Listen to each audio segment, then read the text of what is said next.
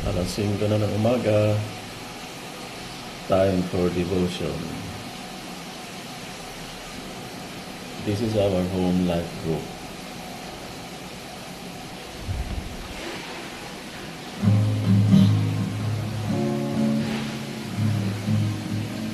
I love this family of God, so closely knitted into one.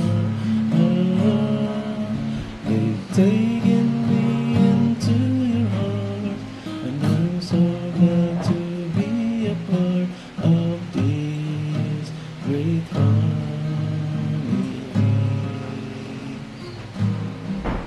I love this family of God, so closely knitted into one. You've taken me into one, and I'm so glad to be a part of this great family.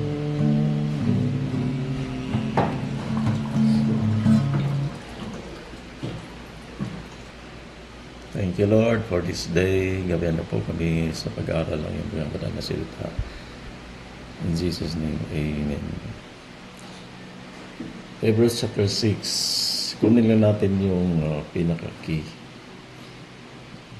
Hebrews 6? Kasi dapat kanina nabasa na natin. Ano, ang buo. Hebrews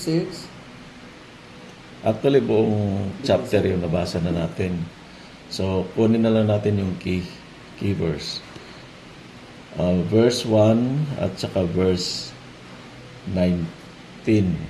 Hebrews chapter 6, verse 1 and 19. Sabi dito, therefore, leaving the discussion of the elemental principles of Christ, let us go on to perfection, not laying again the foundation of repentance from dead work and of faith and toward God, of the doctrine of baptism, for laying on of hands of resurrection of the dead and of eternal judgment.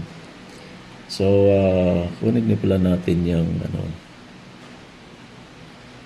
kunin natin yung verse 17 bago tayo mag-verse 19. Sabi nito, thus God, determining to show more abundantly to the heirs of promise the immutability of his counsel, confirmed it by an oath, but by two immutable things in which it is impossible for God to lie, we might have strong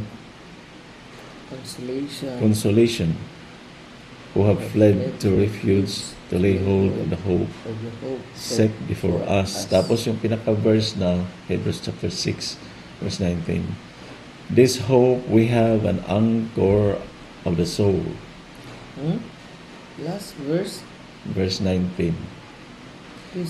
This hope we have an anchor of the soul, both sure and steadfast, and which enters the presence behind the veil, where the forerunner has entered for us, even Jesus having become high priest forever according to the order of Melchizedek.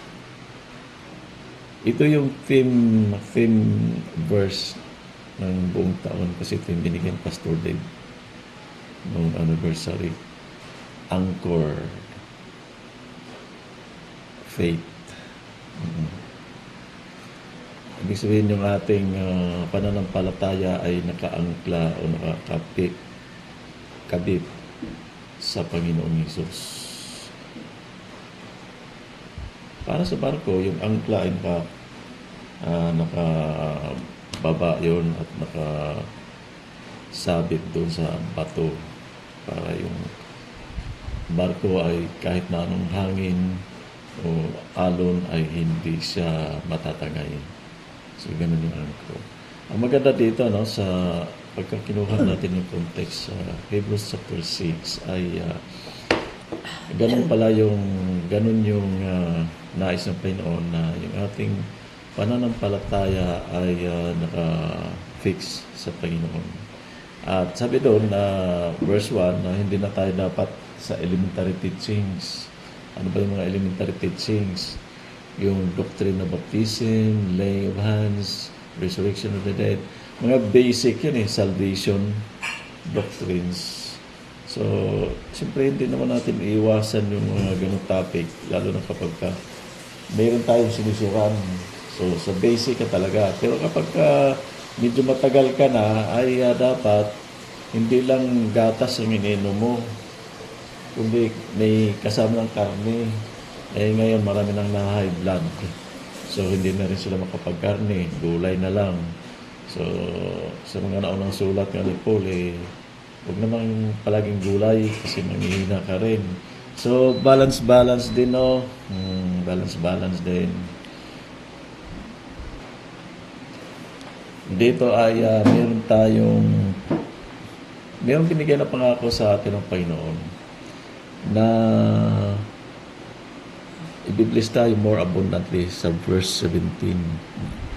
Thus God determining to show more abundantly to the heirs of promise the immutability of His counsel. Search nga sa Google, ano bang meaning ng immutable? Anong ibig sabihin ng immutable? Unchanging over time or unable to be changed. Yun nga. Hindi, sige. God's promise and His oath to immutable things. So immutable, kaya pala nagiging... Unchangeable yung God promise and His oath. Promise and oath. So two immutable things, yung pala yun. His promise and His oath. His For immutable, it is unchangeable, it is fixed. So, kaya dito ang basis ng verse 19 pala ay yung unchangeable. So, naka-fix tayo. Our faith is anchored. Oo. Hebrews 6:18, God's unchangeable promise. Tama. Anchor of the soul, both sure and steadfast, which enters the presence behind the veil. So, yung ating pananampalataya ay naka-anchor sa Panginoong Hesus. Kasi yung binibase doon sa behind the veil, siya yung kapangyarihan doon sa yung, di ba nahati yung veil na nakatakip doon sa altar. So, nung namatay siya ay nahati yun. Ibig sabihin ay meron tayong direct connection sa Ama sa pamagitan ng Panginoong Hesus. So, doon tayo naka-anchor yung ating faith. Kaya mayroong promise at saka oath ang Diyos na hindi niya ito babaliin. Praise the Lord. Hindi oath pala. Oath. Kasi Quaker oaths.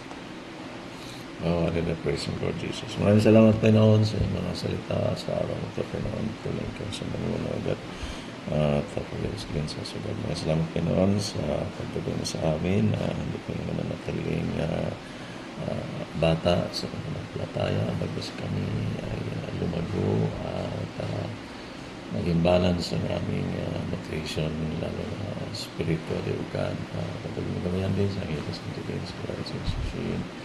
Maging maris sa kanilang pamilya ng God at ilayo sana magkakaroon sa inyo at sa inyo sa bulang kalakasan at sa lahat ng mga kasama sa bawat espiritu sa mga maging sa Halim Junior at tuloy na banguna, maging sa pipasok ng building ng school po tayo kasi naman sa lahat ng teachers sa lahat ng estudyante at ganun po Pinoon sa aming gobyerno sa bansang Pilipinas, ikaw sa patuloy na pag-iwas at kami siyang mag-iingat layo sa naman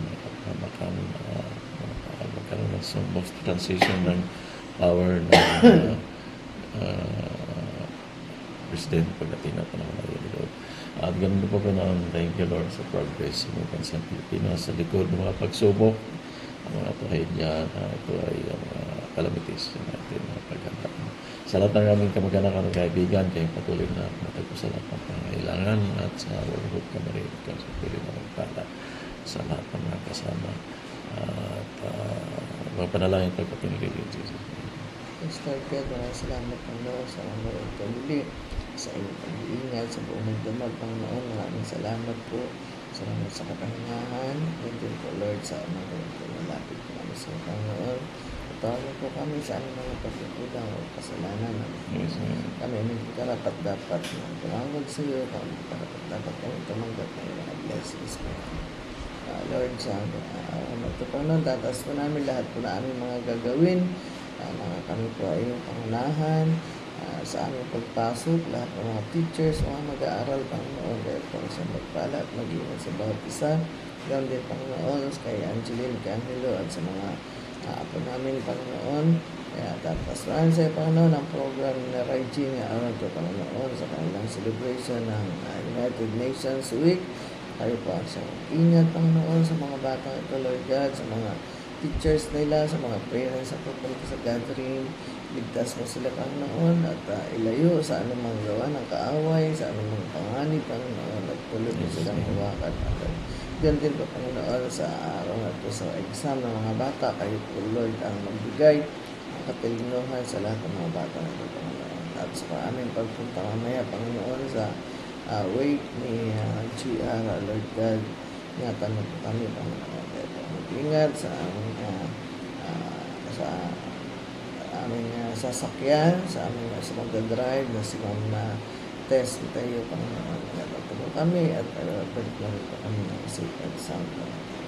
At yan din po, Lord, sa lahat po na aming kaganyang araw na ito, Lord God, kayo po ang sa mapapurihan sa lahat ng ito.